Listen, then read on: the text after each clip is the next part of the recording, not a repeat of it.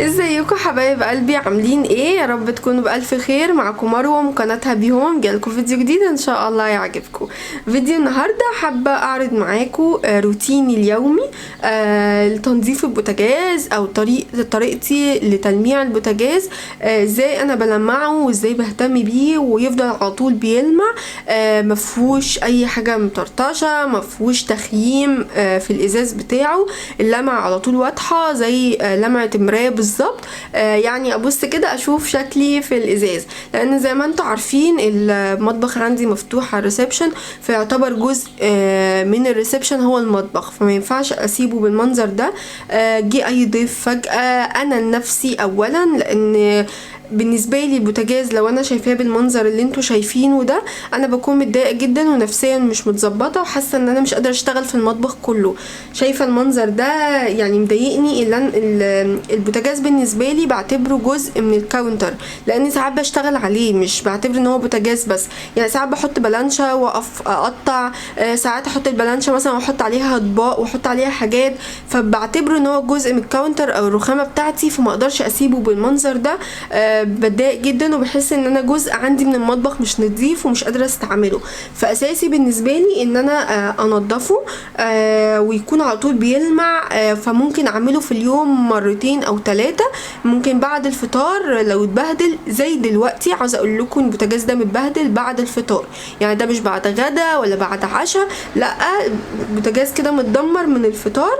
كنت بسلق بيض، وعندي البيض بيعمل كده، الكالسيوم بتاعه انا عندي رطوبه عاليه شويه، فالكالسيوم بيبتدي انه يترسب كده على البوتاجاز عندي، وتقريبا في ناس كتير عندهم الموضوع ده، فبيبتدي ان هو يعمل الحركه دي. وساعات الشوربه لما بتسلقي شوربه او تسلقي فراخ، يعني الشوربه بتعمل نفس المنظر ده. عندي هنا البيض فار، ده مكان بيتزا من الفطار. هنا كنت بعمل بيض بسمنه، فطرطشت السمنه، فده كله مكان فطار. فانتم متخيلين ان انا هكمل بقيه اليوم ازاي بالمنظر ده؟ مستحيل ان انا هقدر اشتغل في المطبخ بالمنظر ده. فانا هوريكم روتيني اللي انا بعمله، سريع جدا جدا فوق ما تتخيلوا، بس مهم جدا بالنسبه لي. ممكن اعمله بعد فطار، بعد غدا، بعد عشاء، ممكن اعمله بعد عشاء بس، يكون يعني عملت اكلات ما بهدلتليش البوتاجاز بالمنظر ده. بس النهارده عشان عملت فطار وبهدل لي الدنيا كده، فلازم اعمل الروتين بتاعي، او لازم المع البوتاجاز بتاعي عشان اقدر اكمل يومي عليه. بالمنظر ده بصراحه انا مش هقدر اشتغل، فقلت فرصة اوريكم المنظر كده وهو متدمر، واوريكم قد ايه الحاجات البسيطة اللي احنا بنعملها في البيت بتساعدنا او بتخلينا ان احنا نعمل الروتين بتاعنا بمنتهى السهولة، وبنحصل على نتيجة كويسة وفي الاخر توفير. انا كنت عاملة معاكم قبل كده الخلطة بتاعتي اللي هي بتاعت التلميع، او المنظف يعني للمطبخ، اللي هو ده كنت عاملاه معاكم. بصوا من ساعه ما عملته انا استخدمت منه قد ايه، بس بقالي كتير عاملاه يعني، فبيقعد كتير معايا وبيبقى موفر جدا بالنسبه لي. هستخدمه معاكم. يعني اول حاجه هي الخلطه دي، هسيب لكم اللينك بتاعها في الديسكريبشن بوكس، او هيطلع لكم فوق، تقدري ان انت تدوسي عليه هيوصلك على طول باللينك. هستخدم فوطه مايكرو فايبر. الفوط دي انا عندي نوعين مايكرو فايبر، هقول لكم ان شاء الله الفوط انا بجيبها بستخدمها في ايه، بس النوع ده انا بستخدمه في تلميع البوتاجاز، وبيبقى عملي معايا. وبستخدم نوع تاني للمطبخ عموما. دي ليفة، لو شايفين سمكها ليفة رفيعة خالص خالص خالص فوق ما تتخيلوا، يعتبر مفيهاش سفنج. دي بجيبها بخليها للبوتاجاز، ان انا مش محتاجة حاجة تعملي رغوة والسفنج هو اللي بيعمل الرغوة. انا محتاجة حاجة تكون خشنة، بس مش بتخربش، يعني تكون خشنة تساعدني ان انا ألمع البوتاجاز ويكون سهل بالنسبة لي التلميع. فبجيب السفنج او الليف اللي هو رفيع خالص ده، بستخدمه للبوتاجاز، وهقول لكم بستخدمه في ايه تاني ان شاء الله. بستخدم ايه تاني؟ بستخدم المناديل. مناديل ورقيه بتاعه المطبخ بتاعتنا. بستخدمها كمان ان انا ابتدي انشف البوتاجاز عندي عشان يفضل بيلمع. والخلطه دي بتساعدني جدا ان هو يفضل بيلمع ولمعته كده قويه، يعني مش حاجه، عارفين لما يكون الازاز مخيم او الستانلس ستيل لما يكون مخيم كده؟ لا بصراحه الطريقه دي بتبقى حلوه جدا. اول حاجه اعملها، مش هطول عليكم، اول حاجه هعملها ان انا هبتدي اشيل الحوامل بطريقه سريعه جدا جدا جدا، يعني مش محتاجه بطء او كده. يعني احسبوا كده انا ابتديت اشتغل معاكم من امتى، وهو ده يعتبر الروتين اليومي للمطبخ. ابتدي اشيل الازايز الزيت والخل والكلام ده اهو، وهبعد بس اي حاجه كده عن البوتاجاز عشان ابتدي ارش براحتي. كل اللي انا هعمله هبتدي ان انا ارش على البوتاجاز كله الخلطه بتاعتي.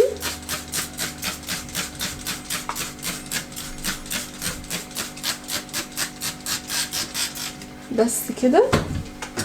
وهجيب بقى الليفه اللي انا بقولكوا عليها سريع كده، سريع سريع سريع سريع خالص. يعني ما عندكيش الليفه اللي هي الرفيعه دي، اي ليفه. ابتدي بقى امشي كده على الحروف. عاوزه اقول لكم البوتاجاز ده يعني شاف مني بلاوي. اكتر بلوه شافها هي ساعه الحريقه، بعد الشر عليكم، يعني اللي حصلت لي في المطبخ. الشفاط عندي من فوق نزل البلاستيك بتاعه، ساح الموتور بتاعه ونزل على البوتاجاز عندي هنا اهو. فطبعا بوظ البوتاجاز، وقعدت فتره كبيره مع بال ما قدرت ارجعه زي ما كان يعني. فالبوتاجاز ده بصراحه شاف بلاوي مني. اي نعم لسه في حاجات بسيطه خالص شغاله لسه فيها، بس يعني اهو بقى احسن من الاول كتير كتير كتير. بصوا انا بعمل ايه، يعني حركات سريعه خالص، مجرد بس ان انا ادوب اي دهون، اي حاجه وقعت على البوتاجاز اقدر اعملها منتهى السهوله. تبتدي ما بين العيون كده لازم تعمليها وتمشي كده. لو انت عندك البوتاجاز بتاعك بلتي ان تعملي نفس الحركات دي. بوتاجازك عادي يبقى خلاص العيون هتكون تحت، فمش يعني مش تعملي الحركات دي. وبرده ممكن لو طرطش عليها حاجه، بتقلي حاجه او كده وطرطشت عليها هتعمليها. هشتغل برده على العيون، لان اي حاجه بتيجي على البوتاجاز بتيجي عندي على العيون وفي الجوانب هنا اهو. بصوا يعني منتهى السرعه، مش محتاجه بطء او كده. اول حاجه هعملها هجيب الفوطه بتاعتي مايكرو فايبر وهشتغل على العيون. هبتدي انشف العيون الاول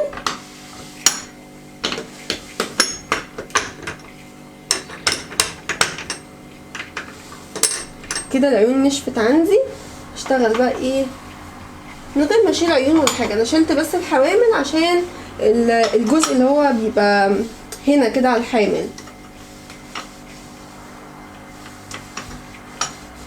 اهو. يعني بصوا ما خدش وقت اصلا، يعني البوتاجاز هيلمع جدا معاكي جدا.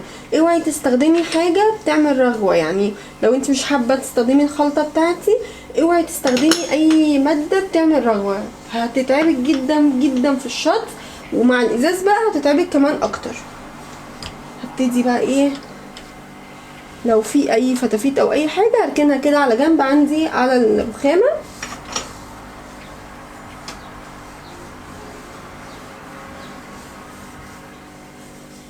هقول لكم على حاجه كمان بعملها، جزء حوالين البوتاجاز بس بعد ما بخلص البوتاجاز عشان ما يأثرش معايا والبوتاجاز يبتدي ان هو يخيم او يبقى عليه دهون او كده.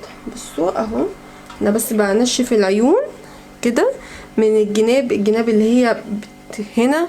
بصوا الجزء ده كده اللي في الجناب ده بيكون دهون، لازم تعمليه. لو ما عملتهوش انا عاوزه اقول لكم بشوف عيون بوتاجاز ببقى عاوزه اولع فيها بصراحه، بيبقى مليانه دهون من الجناب من هنا كده. اولا بتعمل ريحه مش لطيفه خالص خالص. ثانيا تحسي وانتي ماسكه كده العين في حاجه ملزقه في ايدك، في حاجه مش عارفه. يعني لازم لازم لازم اساسي البوتاجاز عندك يكون نظيف معلهوش دهون. يعني احسبوا كده انا عملت البوتاجاز ده في خلال قد ايه، وكمان انا بتكلم معاكم، يعني انا برغي معاكم. يعني تخيلي بقى لو انتي بتعملي الكلام ده منتهى السرعه وما بتتكلمش مع حد وشغاله في مطبخك، انا بصور معاكم، يعني في كلام كتير خارج الموضوع. هبتدي اجيب بقى المناديل بتاعتي اهي. بصوا انا هوريكم بس لما ابتديت بس اعمل كده، شايفين اللمعه ظهرت ازاي على طول. مهم جدا جدا خطوه المناديل دي، هي اللي بتدي اللمعه للازاز. حتى لما تيجي تلمعي اي مرايه عندك اعملي الخطوه دي، هتفرق جدا بالنسبه لك اهو. لان المناديل يعني بتبقى ناشفه جدا جدا وما فيهاش وبره تعمل معاكي تخييمه او حاجه، وفي نفس الوقت هتنشف وهتلمع، فهو ده اللي احنا عاوزينه. شايفين اللمعه؟ انا كمان هقرب لكم الكاميرا لما اخلص بس عشان تبقى الدنيا واضحه بالنسبه لكم. وايه اهو، انا مش محتاجه المع العيون بالمنديل، لان العيون مش هتلمع معايا. يعني انا عايزه بس اللمعه بتاعه الازاز هي اللي تظهر معايا. تمام كده. هعمل ايه تاني؟ الفوطه دي كان عليها اثار من المنظف اللي انا حطيته، هجيب برضو هبخ عليها كده بالبخاخ. تمام.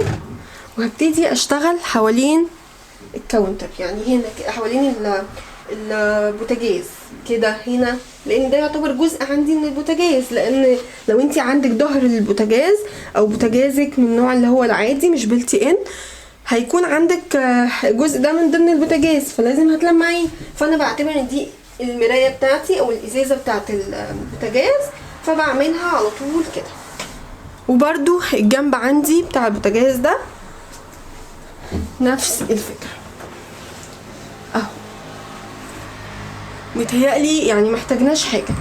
هاخد نفس الفوطه بس هقلبها عشان ما يبقاش فيه اي دهون او اي حاجه فيها، قلبتها على ظهرها وهرش عليها برضو من المنظف. وهجيب الحوامل، مجرد بس بعمل ايه كده اهو، انتوا شايفين يعني حاجه بسيطه خالص. وهحط اهو، شايفين يعني ولا حاجه. هشتغل بقى على كله، هعمل برضو نفس الحوامل اهو اهو. جربي الطريقه دي وبجد هتعجبك جدا جدا. لو عملتيها بعد كل وجبه صدقيني بجد هتحسي ان انتي بتشتغلي في المطبخ بمنتهى السلاسه وانتي مرتاحه والدنيا بالنسبه لك زي الفل. حتى لو انتي مجرد بس يعني ما تشيليش الحوامل، لو مثلا بعد الفطار طرطش بيض سمنه من البيض يعني او كده، مجرد هترشي وهتمسحي حوالين العين بالمنظر ده اهو كده، مش اكتر من كده. انا بس هلمع مطرح ما انا عملت بالفوطه، يعني مش تعملي مجهود. انا بوريكم اللي انا بعمله لو البوتاجاز متدمر بعد اي وجبه او بعد اليوم بتاعي كله انا بعمل ايه. بصوا ده مكان البيض، شايفين المنظر ده مكان اثار البيض. دي هاجي اتك عليها بقى ايه بالفوطه شويه لغايه لما احس ان هي نطفت خالص. يعني بصوا انا بدعك فيها حبه كده وكده الدنيا تمام. عندي بقى بوتاجازي متدمر خالص من الطبيخ مثلا والحوامل متبهدله، باخدها على البوتاجاز بغسلها عادي خالص بالليفه والصابون. غير كده بعملها زي ما انتوا شايفين بالمنظر ده. هو ده روتيني اليومي للبوتاجاز. اي حاجه بلاقيها كده وانا واقفه بلمعها.